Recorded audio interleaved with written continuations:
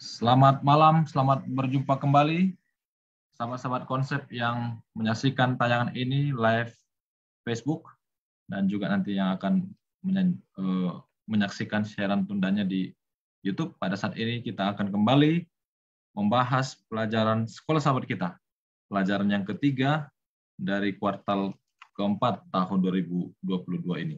Dan ketika kita akan membahas ini tentu akan banyak hal-hal yang akan ditanyakan nanti bagi sahabat-sahabat konsep yang memiliki pertanyaan.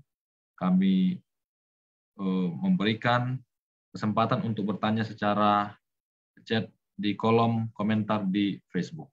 Baik, untuk itu kita akan segera mulai. Mari kita bersatu dalam doa. Ya Tuhan Allah Bapa di sorga, terima kasih untuk penyertaan-Mu dalam hidup kami. Pada saat ini kami sudah siap untuk mempelajari kembali pelajaran sekolah sahabat bersama dengan konsep.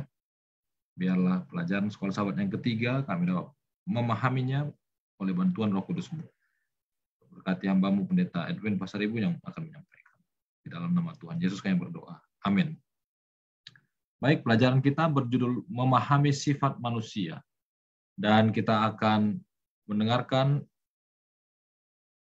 satu materi atau pengantar daripada pelajaran kita ini sebelum nanti kita akan tanya jawab diskusi yang akan disampaikan oleh Pendeta Edwin Pasaribu. Kami persilakan.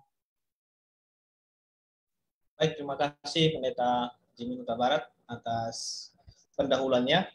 Baik, selamat malam bagi kita semua, baik bagi sahabat-sahabat konsep dimanapun berada. Dan pada malam hari ini kita akan kembali belajar dalam pelajaran sekolah sahabat, pelajaran yang ketiga, memahami sifat manusia. Izinkan saya untuk share screen sebentar.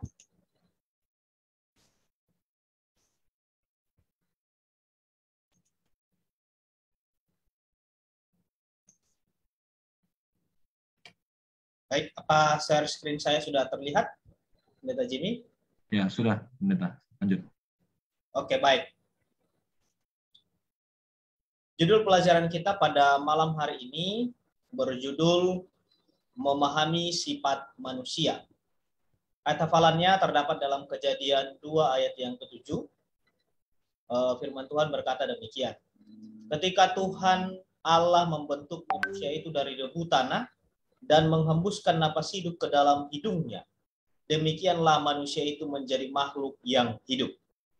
Dalam pelajaran sahabat petang kita akan lihat bahwa terjadi ketegangan antara perkataan Tuhan dan perkataan iblis, di mana iblis mengatakan bahwa manusia tidak akan mati, sementara Tuhan mengatakan bahwa manusia akan mati ketika mereka memakan buah pengetahuan baik dan jahat. Nah, banyak yang berpendapat bahwa perkataan Tuhan itu hanya merujuk kepada kematian fisik, sedangkan perkataan iblis adalah kiasan untuk jiwa atau roh yang abadi. Ini adalah pemahaman yang salah. Pendekatan-pendekatan filosofi juga dibuat untuk mendukung kedua argumen tersebut. Alkitab dengan jelas mengatakan bahwa Tuhan Maha Kuasa menciptakan manusia dari debu tanah dan menghembuskan napas hidup kepada manusia, dan manusia itu menjadi makhluk yang hidup. Jadi, kalau kita lihat dari pelajaran kita sepanjang satu pekan ini, berbicara tentang keadaan kita sebagai manusia setelah kita berdosa. Baik, di pelajaran hari Minggu, kita akan lihat bahwa kita adalah makhluk yang hidup. Di dalam Kejadian pasal yang pertama, ayat yang ke-24 dan ayat yang ke-27, begitu juga dalam Kejadian pasal 2 ayat 7 dan ayat yang ke-19, bahwa manusia dan binatang di darat sama-sama diciptakan oleh Tuhan pada hari yang ke-6. Begitu juga sama-sama diciptakan dari debu tanah dan sama-sama juga memiliki pasangan. Nah, meskipun hewan dan manusia diciptakan oleh Tuhan sama-sama dibentuk dari tanah, tetapi formasi daripada penciptaan manusia dan hewan berbeda. Dalam pelajaran kita, pelajaran sekolah Sabat, disebutkan ada dua hal yang utama yang kita akan lihat perbedaan yang ditunjukkan antara manusia dan hewan. Yang pertama adalah Tuhan membentuk manusia itu secara fisik. Kemudian menghembuskan napas hidup ke dalam hidungnya. Demikianlah manusia itu menjadi manusia yang hidup atau makhluk yang hidup. Kita bisa lihat atau kita bisa baca di dalam Kejadian pasal yang kedua ayat yang ke-7. Dan yang kedua, Allah menciptakan manusia sebagai laki-laki dan perempuan. Dan itu menurut gambar dan rupa Allah. Sedangkan kepada hewan atau kepada binatang, Tuhan tidak menciptakan mereka menurut gambar dan rupa Allah. Nah, masuknya napas hidup ke dalam tubuh ataupun fisik daripada Adam mengubahnya menjadi makhluk yang hidup. Di dalam bahasa Ibrani-nya adalah nepes, cahaya, atau memiliki jiwa yang hidup. Jadi ketika Adam menerima napas hidup yang dihembuskan oleh Tuhan kepadanya, maka ia menjadi makhluk yang hidup. Selanjutnya, dalam pelajaran sekolah Sabat kita di pelajaran hari Minggu ini, klaim yang menyatakan bahwa jiwa adalah wujud dasar yang dapat eksis secara terpisah dari tubuh manusia adalah model daripada pemahaman yang tidak berdasarkan Alkitab. Atau pelajaran sekolah Sabat katakan dengan jelas bahwa model ini adalah model daripada kepercayaan pagan atau ide daripada pagan itu sendiri. Dan selanjutnya dikatakan tidak ada keberadaan sadar dari bagian manusia yang terisolasi, yang terpisah daripada secara keseluruhan. Tuhan menciptakan kita dengan cara yang teliti dan bahkan menakjubkan. Jadi kejadian kita, terciptanya kita sebagai manusia, sebagai makhluk yang hidup, itu adalah dengan suatu tinjauan yang sangat teliti dan juga menakjubkan yang Tuhan buat atas kita sebagai manusia. Selanjutnya, kita akan beralih ke pelajaran hari Senin dengan judul Orang yang berbuat dosa itu yang harus mati. Tidak ada yang terinfeksi oleh dosa yang bisa abadi secara rohani. Karena di dalam Roma 5 ayat yang ke-12 sebutkan bahwa sebab itu sama seperti dosa telah masuk ke dalam dunia oleh satu orang dan oleh dosa itu juga maut, demikian maut itu telah menjalar kepada semua orang karena semua orang telah berbuat dosa. Jadi semua orang telah berbuat dosa. Dan karena satu orang maka semua orang berdosa. Nah, dalam pelajaran kita pada pelajaran hari Senin ini ada dua konsep Alkitabiah yang akan kita pelajari bagaimana tentang kematian. Konsep yang pertama adalah manusia dan hewan sama-sama mati.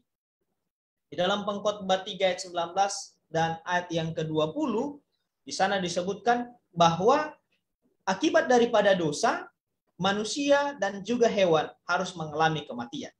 Yang kedua, kematian fisik seseorang menyiratkan penghentian keberadaannya sebagai jiwa yang hidup. Itu kita bisa lihat di dalam Yehezkiel 18 ayat 4 dan ayat yang ke-20. Ini menegaskan bahwa orang yang berbuat dosa itu harus mati. Jadi, seseorang yang berbuat dosa, dia harus mati. Itu sebabnya ketika Allah menciptakan manusia dan menempatkan manusia di Taman Eden, Allah memberikan satu peringatan kepada mereka bahwa apabila Adam dan Hawa memakan buah pohon pengetahuan baik dan jahat itu, maka mereka pasti akan mati. Nah, inilah yang menjadi dua konsep tentang mengenai kematian. Dan kedua hal ini menekankan dua hal. Yang pertama, bahwa semua manusia adalah orang yang berdosa. Sehingga semuanya berada di bawah proses penuaan dan kematian yang tak terhindarkan. Jadi siapapun kita tidak akan pernah bisa menjadi muda kembali. Tidak.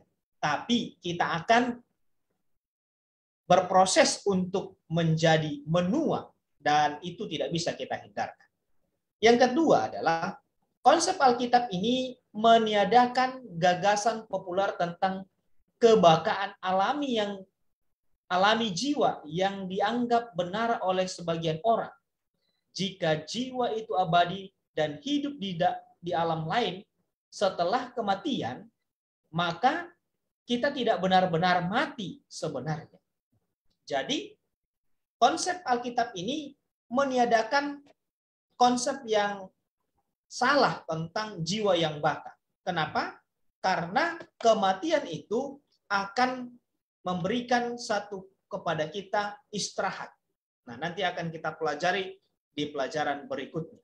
Nah, solusi yang Alkitab justru berikan kepada kita berbeda. Jiwa bukan tanpa tubuh yang berimigrasi ke surga atau api penyucian atau bahkan ke neraka. Solusi dari Alkitab adalah memang kebangkitan terakhir dari mereka yang mati dalam Kristus. Yesus menekankan bahwa setiap orang yang telah melihat Anak dan percaya kepadanya beroleh hidup yang kekal, dan supaya aku membangkitkan di akhir zaman. Kita bisa lihat di dalam Yohanes 6 ayat yang ke-40. Baik, kita lanjutkan ke pelajaran hari Selasa dengan judul Roh Kembali kepada Tuhan. Di dalam Kejadian pasal 2 ayat yang ke-7 dan juga Pengkhotbah 12 ayat 1 sampai 7, Alkitab mengajarkan bahwa manusia adalah jiwa. Dan jiwa tidak ada lagi, tubuh akan mati, lalu bagaimana dengan roh? Apakah roh tetap sadar bahkan setelah kematian tubuh? Karena ada orang yang berpandangan bahwa ketika tubuh sudah mati atau roh itu sudah tidak ada lagi, maka roh itu tetap sadar dan bahkan bisa hidup, melayang-layang kemana-mana. Nah, dan pandangan ini banyak orang Kristen percaya. Mereka mencoba membenarkan pandangannya dengan mengutip dalam Pengkhotbah 12 ayat yang ke-7, bahwa pada waktu itu debu akan kembali menjadi tanah seperti semula dan roh kembali kepada Allah yang mengaruniakannya. Akan tetapi pernyataan ini tidak menggambarkan bahwa roh orang mati tetap sadar di hadirat Tuhan. Jadi pandangan ini tidaklah benar sesuai dengan firman Tuhan. Kenapa? Karena Pengkhotbah 12 ayat yang ke-7 memberitahukan kepada kita bahwa napas kehidupan yang Tuhan hembuskan ke dalam lubang hidung Adam dan kepada semua manusia lainnya, termasuk kita, akan kembali kepada Tuhan. Dan dengan kata lain, berhenti mengalir dalam diri kita dan melalui mereka. Jadi, ketika kita sudah mati, maka napas itu akan kembali kepada Tuhan itu sendiri.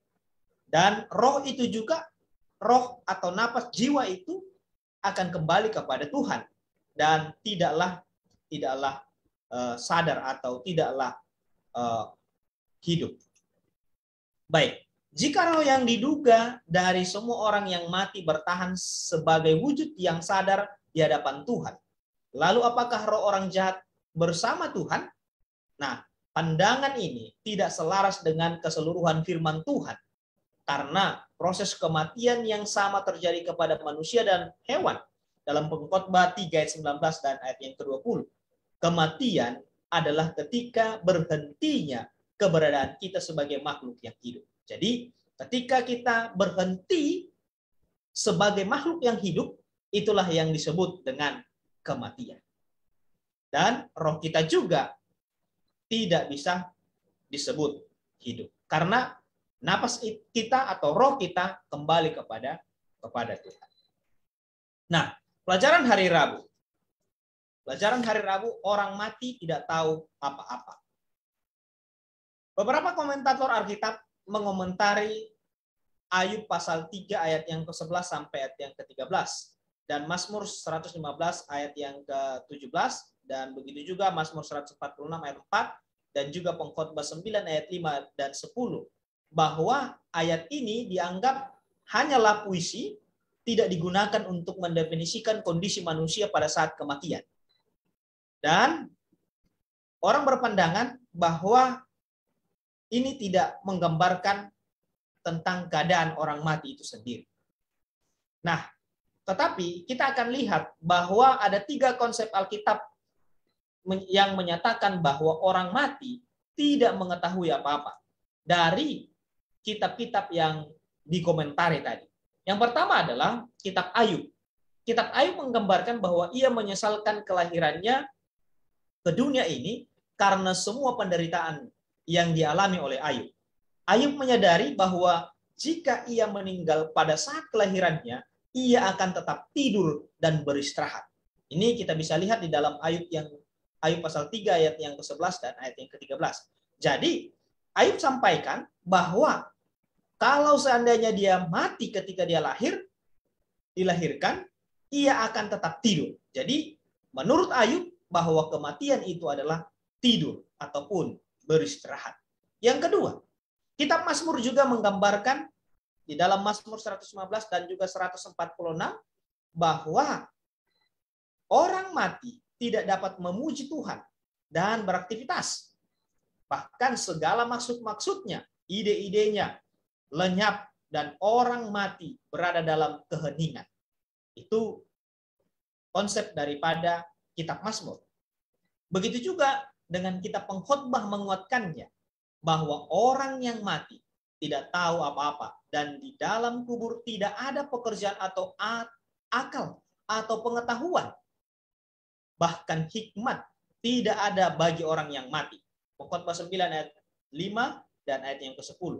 Dan Alkitab mengajarkan bahwa orang mati tidak sadar diri.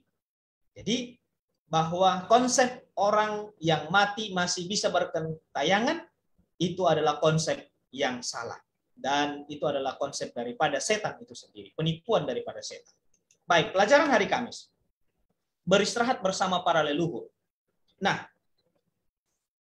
Alkitab Perjanjian Lama memberikan gagasan ataupun ide kepada kita yang dimana berbeda dengan tentang kematian dan penguburan.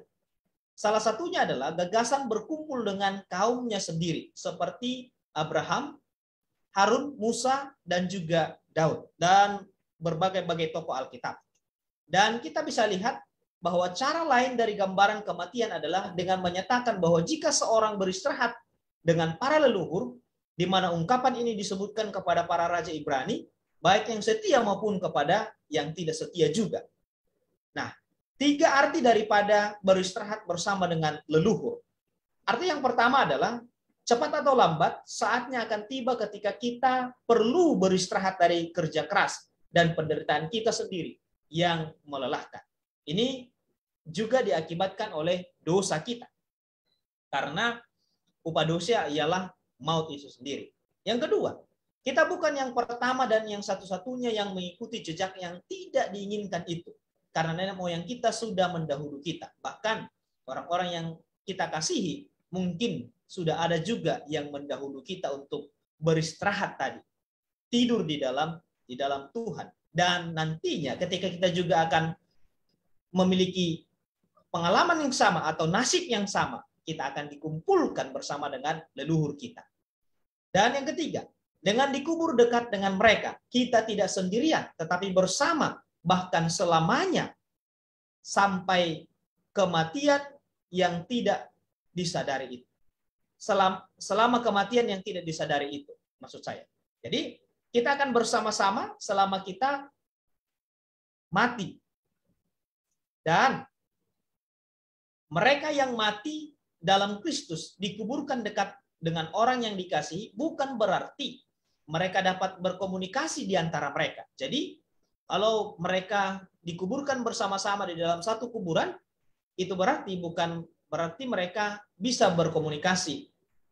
Akan tetapi, mereka akan tetap tidak sadar sampai hari ketika nantinya mereka akan dibangunkan pada saat kedatangan Yesus yang kedua kali.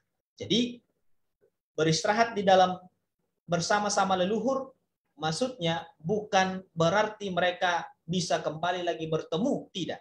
Tetapi mereka mengalami nasib yang sama. Itu maksud.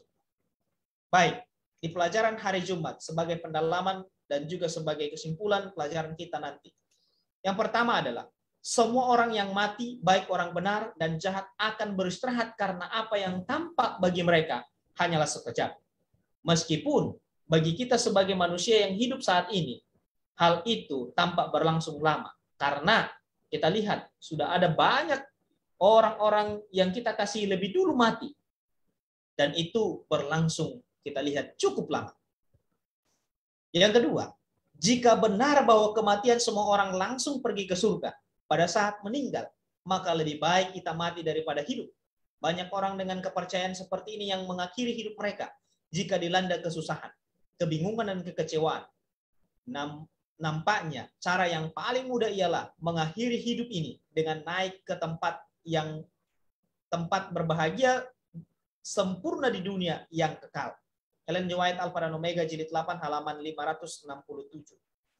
Dan disebutkan lagi, dimanapun di dalam Alkitab tidak didapati kalimat yang menyatakan bahwa orang benar menerima upah mereka atau orang-orang jahat menerima hukuman mereka pada waktu mereka meninggal.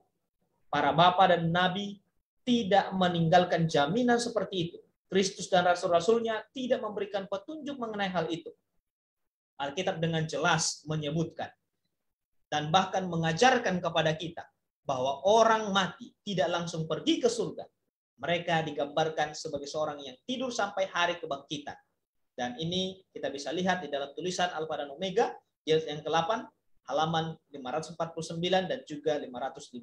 Jadi kesimpulannya bahwa keadaan kita sebagai manusia yang berdosa atau sebagai manusia yang telah jatuh ke dalam dosa, kita harus mengalami kematian.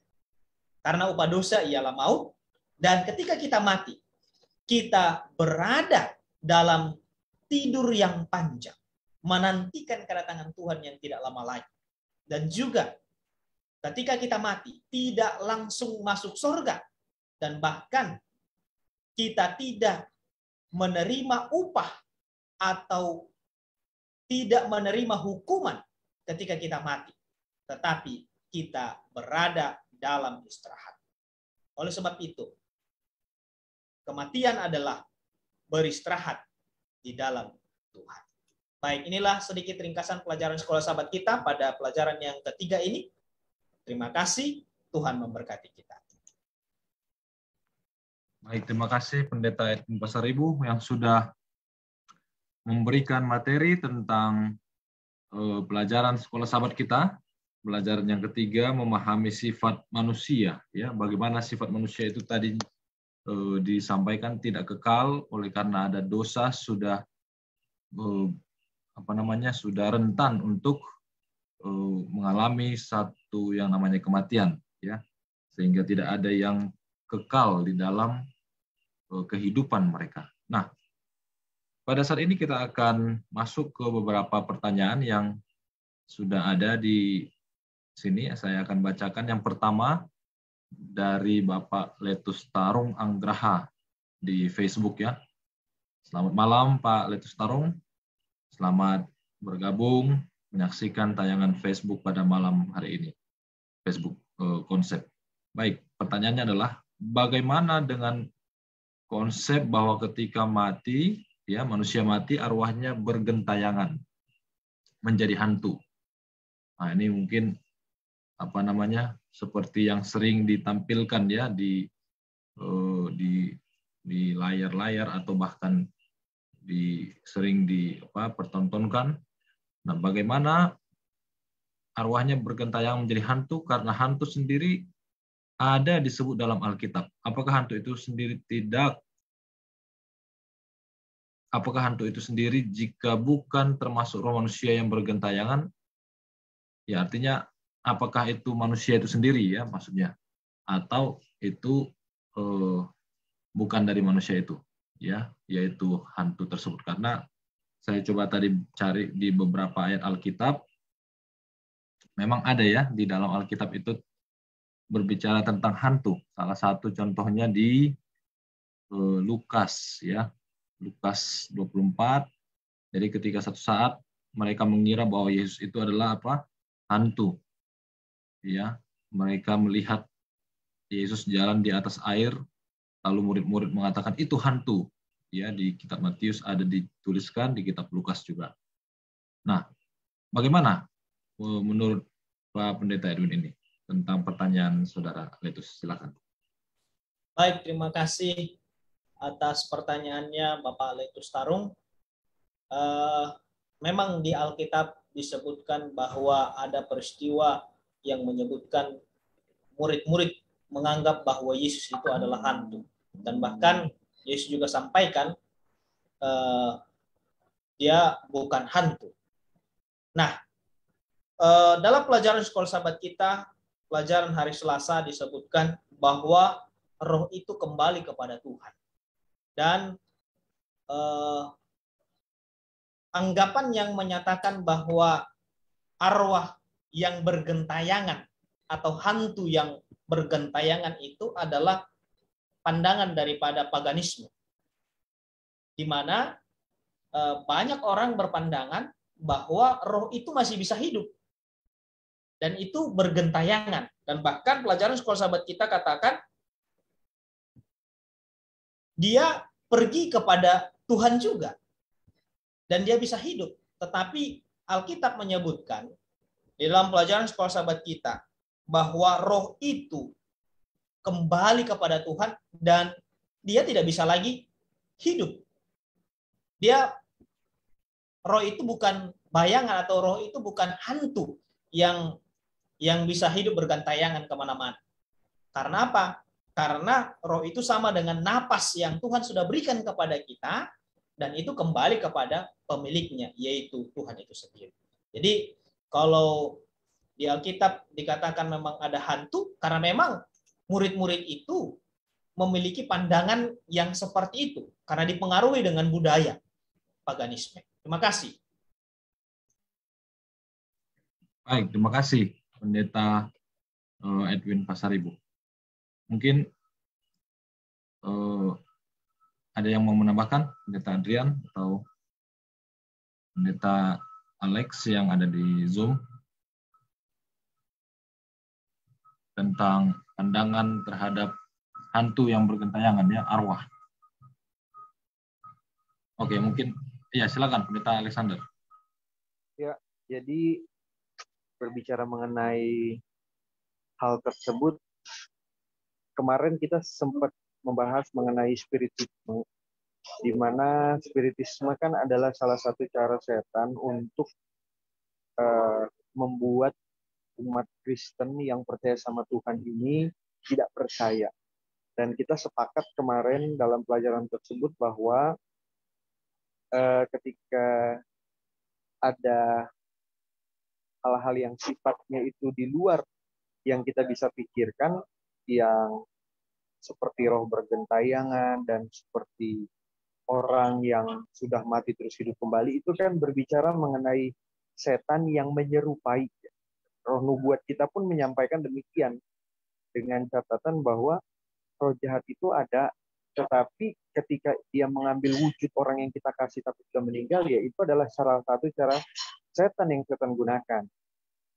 Nah, perihal mengenai hal itu, maka kita percaya roh jahat itu ada, tapi kita nggak percaya kalau itu mampu membuat kita ini mati ataupun kita dirasuki dan lain sebagainya, karena kepercayaan iman kita adalah penuhnya kepada Tuhan. Jadi kalau pertanyaannya tadi, bagaimana seperti roh bergentayangan, hantu yang Alkitab ajarkan, kita percaya iblis ada, setan ada, melalui malaikat yang murtad itu, yang berkhianat itu, tetapi secara konteksnya, maka Alkitab rupanya tidak pernah menyampaikan tersirat bahwa roh yang bergentayangan itu harus kita percaya dan lain sebagainya. Ya.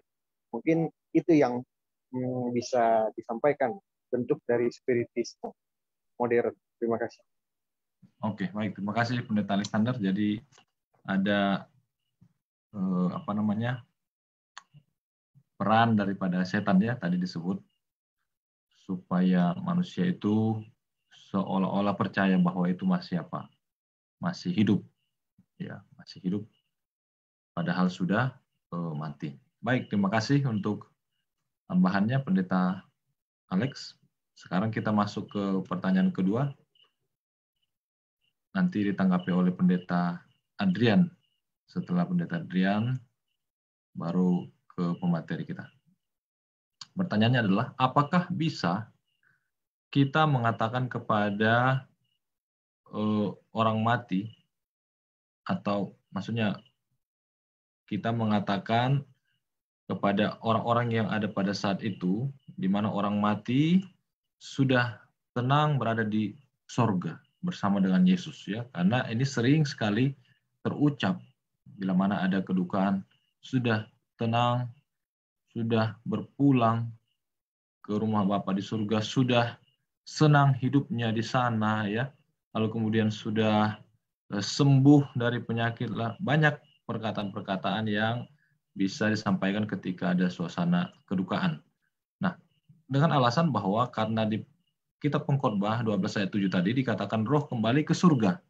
Nah, ini apa sebenarnya yang menjadi satu pemahaman bahwa roh kembali ke surga? Apakah memang sudah bersama dengan Yesus sehingga sudah senang, sudah tenang, atau bagaimana? Silakan Pendeta Adrian. Baik, terima kasih. Apa yang dimaksud dengan kitab Pengkhotbah dengan roh? Roh yang dimaksud itu adalah nafas. Ya, jadi nafas kita ini yang kembali kepada Tuhan.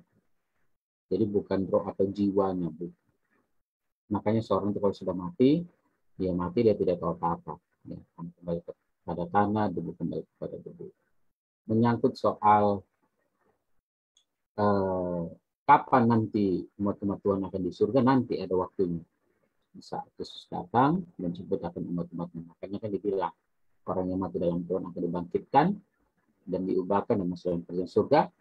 Umat-umat Tuhan yang masih hidup akan juga diubahkan tubuhnya dan masuk dalam kerajaan surga. Jadi kalau seandainya dibilang roh dia sudah ada di surga, terus tubuhnya belakang, kan jadi bingung kita memahami ayat ini. Jadi, tapi yang roh dimaksud dalam Pengkhotbah ini adalah nafas ya.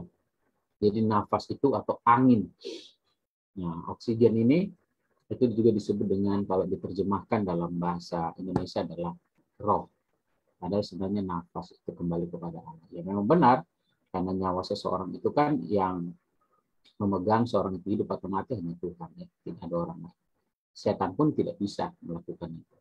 Baik, ini yang bisa saya berikan. Baik, terima kasih Pendeta Adrian. Jadi disampaikan tadi bahwa yang kembali adalah nafasnya ya, atau rohnya. Tidak kemudian fisiknya kembali atau tubuhnya. Itulah sebabnya ada orang dikubur ya. Kalau kembali juga fisiknya ya terangkat aja begitu kan, tubuhnya juga kemana?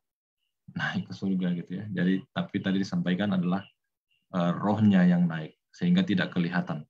Baik, silakan Pendeta Edwin, ada mungkin yang mau ditambahkan soal roh yang naik ke surga, lalu kemudian ketika ada kedukaan, orang sering mengatakan bahwa sudah tenang di surga, sudah bersama dengan Bapa, dan lain sebagainya. Silakan Pendeta.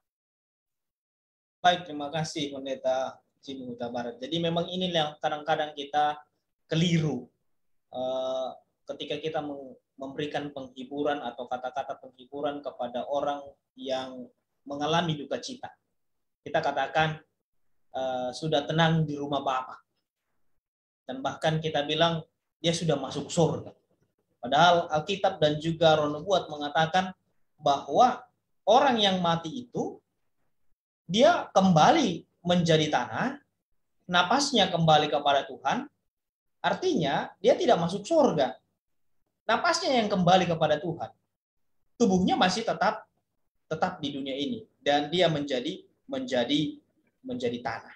Jadi dan pelajaran sekolah sahabat kita juga dengan jelas menyatakan di pelajaran hari Jumat bahwa Alkitab dengan jelas mengajarkan bahwa orang mati tidak langsung pergi ke surga. Kalau memang kita pergi ke surga, ya sudah, mati saja kita semua supaya cepat masuk surga. Ngapain lagi kita di dunia ini hidup susah. Ya kan? Kalau memang harus masuk surga, kalau orang mati sudah masuk surga. Jadi ngapain lagi kita di dunia ini?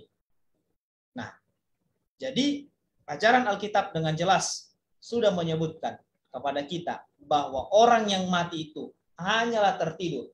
Bahkan Ayub juga katakan di dalam Ayub 3 ayat 13, jika tidak, sekarang aku telah berbaring tenang, tidur, dia katakan. Mazmur juga katakan bahwa orang yang mati itu akan kembali menjadi tanah. Dan pada akhirnya juga nanti akan dibangkitkan ketika Yesus datang kali yang kedua. Jadi itu sedikit tambahannya. Terima kasih. Baik, terima kasih ya. Jadi ungkapan-ungkapan, istilah-istilah yang tadi itu sebenarnya kurang tepat jika disampaikan ya. Tapi kalau roh kembali kepada Tuhan yang memberi, itulah baru ungkapan yang sesuai dengan firman Tuhan. Baik, terima kasih Pendeta Edwin. Kita ke pertanyaan selanjutnya. Dari Bapak Freddy Porayo yang bertanya dari Facebook Konsep. Saya bacakan pertanyaannya, nanti Pendeta Maro kalau ada di Zoom ini boleh menanggapi. Pertanyaannya adalah, apa pandangan gereja kita, ya artinya dalam hal ini gereja Masedonia hari ke-7, tentang manusia yang berdosa tetapi tidak mengalami kematian, ya, seperti Henokh dan orang-orang yang setia, maksudnya ini mungkin siapa satu lagi itu Elia ya, dan masih hidup, orang-orang yang masih hidup pada kedatangan Tuhan yang tidak mengalami kematian. Nah ini sepertinya mengarah kepada buah sulung yang terdapat dalam Wahyu 7 ayat 4, yaitu mereka yang dimeteraikan yang tidak mengalami kematian sampai kedatangan Yesus yang kedua kali, yang jumlahnya adalah 144.000 orang. Bagaimana tanggapan gereja kita mengenai hal ini? Karena apa? Karena kita pelajari bahwa orang yang sudah berdosa itu sifat manusianya adalah mengalami maut, begitu ya, mengalami kematian. Tapi ada yang luput dari situ. Oke. Oh, Pendeta Maro belum bisa masuk. Kita ke Pendeta Edwin dulu. Silakan, Pak Pendeta. Baik, terima kasih. Apa pandangan gereja kita tentang manusia yang berdosa tetapi tidak mengalami kematian? Seperti Henokh dan orang-orang setia dan masih hidup saat kedatangan Tuhan yang tidak mengalami kematian. Jadi memang pelajaran sekolah sahabat kita katakan bahwa orang yang berdosa akan mati. Tetapi di dalam Alkitab juga diberikan gambaran kepada kita bahwa dosa itu telah dijamin oleh, kematian itu telah dijamin atau telah dibayar oleh Yesus Kristus melalui kematiannya di kayu salib. Dan gereja kita dan bahkan Alkitab juga memberikan pandangan kepada kita bahwa ada jaminan, ada kepastian hidup kembali. Atau ada kepastian yang Tuhan berikan kepada kita, pengharapan yang Tuhan berikan kepada kita. Nah, sekalipun manusia itu berdosa, tetapi ketika dia setia kepada Tuhan, percaya kepada Tuhan, ia tidak akan mengalami kematian. Seperti Henokh, Elia di perjanjian lama. Dan ketika Yesus naik ke surga, dia juga membawa beberapa buah sulung yang dibawa ke surga, dibangkitkan ke surga. Bukti daripada pengharapan kita bahwa Yesus telah mati untuk dosa-dosa kita di kayu salib. Jadi, dengan gereja kita bahwa gereja kita memiliki pandangan bahwa kematian atau dosa itu telah dikalahkan di kayu salib. Terima kasih. Baik, terima kasih Pendeta Edwin Pasaribu yang sudah memberikan tanggapan. Silakan, bila mana ada Mungkin dari saya. Ya, Pendeta. Ya, jadi begini, saya mau tambahkan bahwa bagaimana dengan orang-orang yang nanti tidak akan mati, tapi mereka akan masuk dalam kerajaan surga, sama seperti contoh kan sudah ada Henokh, terus sudah ada juga Elia, lalu ada juga siapa lagi yang diangkat itu? Dua ya, Elia dengan Henokh. pertanyaannya adalah bagaimana dengan mereka waktu terangkat ya? Sedangkan mereka kan masih tubuhnya tubuh manusia yang berdosa. Kalau kita lihat merujuk pada Alkitab 1 Tesalonika 4 ayat 15 dan 17, maka kita akan dapati di sana bahwa tidak akan ada yang lebih dahulu masuk dalam kerajaan surga pada akhirnya, tidak ada. Kecuali ya Henok, Musa, dan juga Elia. Artinya pada akhirnya nanti ya orang yang masih tetap hidup sampai Yesus datang dan orang yang sudah mati dan dibangkitkan sampai Yesus datang juga, mereka semua akan bersama-sama masuk dalam kerajaan surga. Tidak ada yang dulu-duluan. Nah, kalau kita melihat dalam 1 Korintus 15 52 53, maka di sana dibilang dalam sekejap. Saya nggak tahu ya, dalam sekejap itu mungkin kayak istilahnya kita kedip mata. Langsung gitu ya mungkin ya. Dalam sekejap mata, kalau kita lihat ayat 53, semua manusia itu akan mengenakan tubuh yang tidak bisa binasa. Maka, saya berpikir sama seperti Henok dan juga Elia, waktu mereka masuk dalam kerajaan surga, karena mereka tubuh juga berdosa. Berarti mereka pun dalam sekejap Tuhan ubah menjadi tubuh yang tidak berdosa atau tubuh yang tidak bisa mati. Mereka pun diangkat ke surga. Jadi nanti pada akhir zaman, pada zaman akhir ini, di mana ketika Yesus datang, maka semua orang tubuhnya akan diubah. Yang sudah mati diubah, yang masih tetap hidup juga pun akan diubah. Tapi yang paling penting adalah pikiran kita, karakter kita. Itu hanya kita yang menentukan mau hidup benar atau tidak. Tubuh itu urusan Tuhan yang mengubah. Tetapi pikiran itu adalah urusan pribadi kita masing-masing. Yang atau karakter kita. Ini yang menjadi tambahan dari saya. Terima kasih. Baik, terima kasih Pendeta Andrianuresi sudah menambahkan.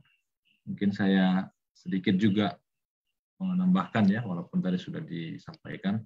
Kalau kita baca dalam Ibrani 11 ayat 15, dikatakan di ayat 5 ya, Ibrani 11 ayat 5, demikianlah firman Tuhan, karena iman Henok terangkat supaya ia tidak mengalami kematian, dan ia tidak ditemukan karena Allah telah mengangkatnya. Sebab sebelum ia terangkat, ia memperoleh kesaksian bahwa ia berkenan kepada Allah. Ya, jadi memang Henok, Tuhan tidak mau supaya dia mati. Padahal sebenarnya dia bisa mati, nggak bisa. Ya, tapi Tuhan nggak mau dia mengalami kematian. Nah, itu hak siapa? Itu hak Tuhan kembali. Tapi bibit atau akibat dosa, yaitu maut yang bisa untuk membuat manusia mati, itu pun menjadi bagian Henok tadinya. Tapi karena Tuhan tidak mau, dia maunya diangkat ke surga oleh Tuhan hidup-hidup, maka dikatakan dalam Ibrani 11 ayat 5 tadi, ia tidak mengalami kematian. Sekalipun Henok itu tetap juga mewarisi akibat daripada dosa yang dilakukan oleh Abraham. Tapi dia tidak mengalami kematian. Nah, bagaimana dengan manusia yang tetap hidup nanti ketika Tuhan datang? Ya memang karena Tuhan sudah katakan juga di 1 Tesalonika, sama seperti yang disampaikan Pendeta Adrian tadi ya. Tuhan sudah katakan di 1 Tesalonika pasal yang ke-4 ayat yang ke-17 ya. Ayat yang ke-17, sesudah itu kita yang hidup yang masih tinggal akan diangkat bersama-sama dengan mereka menyongsong Tuhan di angkasa. Jadi ini harus terjadi, karena kalau ini tidak terjadi nanti, maka firman Tuhan menjadi tidak absolut ya, tidak benar jadinya. Jadi harus ada orang yang tinggal, yang tetap hidup sampai Tuhan datang yang kedua kali. Berapa itu? Itulah yang ada di Wahyu pasal 7. Baik, ini mungkin yang bisa kami tanggapi dari pertanyaan Bapak Freddy Orayo dari Facebook Konsep. Terima kasih. Sekarang kita saatnya untuk closing statement. Silakan Pendeta Edwin Pasaribu untuk memberikan closing statement. Baik, terima kasih Pendeta Jimmy Barat. Sebagai closing statement saya pada malam hari ini, Tuhan sudah menciptakan kita sempurna pada awalnya, di mana Tuhan membentuk kita manusia dari debu tanah, menghembuskan napas hidup kepada kita, dan kita menjadi makhluk yang hidup. Tetapi oleh karena dosa, maka kita harus mengalami kematian. Sebab upah dosa ialah maut itu sendiri. Tetapi kasih karunia Tuhan begitu besar kepada kita, di mana Tuhan memberikan kesempatan kepada kita, memberikan kasih-Nya kepada kita. Ketika kita percaya kepadanya, kita akan dibangkitkan kembali dan dihidupkan kembali, diberikan kembali napas hidup itu kepada kita. Ketika kita nanti masuk ke dalam kerajaan sorga. Dan orang yang mati di dalam Tuhan itu sama seperti dia tidur dan tidak mengetahui apa-apa.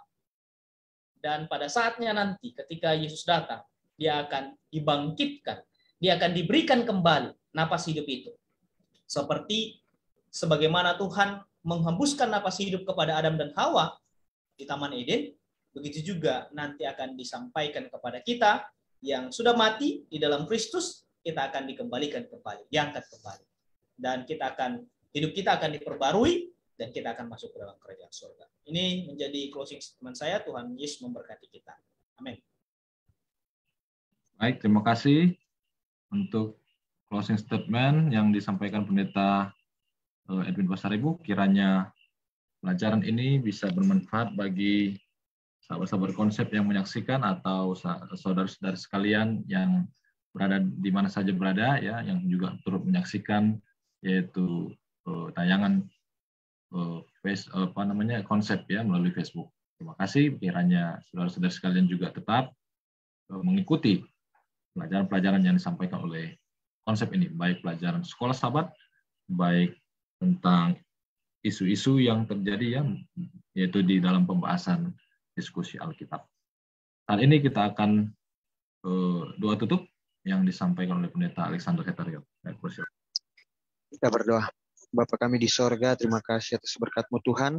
Kami telah berdiskusi sekolah sahabat kami yang boleh mengajarkan kami bagaimana ada banyak sesuatu yang terjadi dalam kehidupan kami, tetapi Tuhan masih menuntun dan Tuhan masih mengendalikan segala sesuatu yang ada dalam kehidupan kami.